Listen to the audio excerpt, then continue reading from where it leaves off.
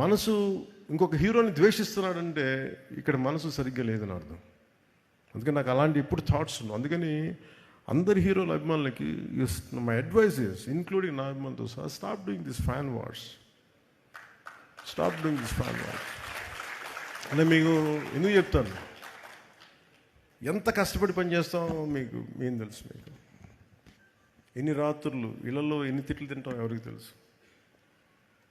పిల్లల్ని కూడా చూడరు ఎంతమంది. Sujith, he could not see his wife and kid for almost 1.5 months.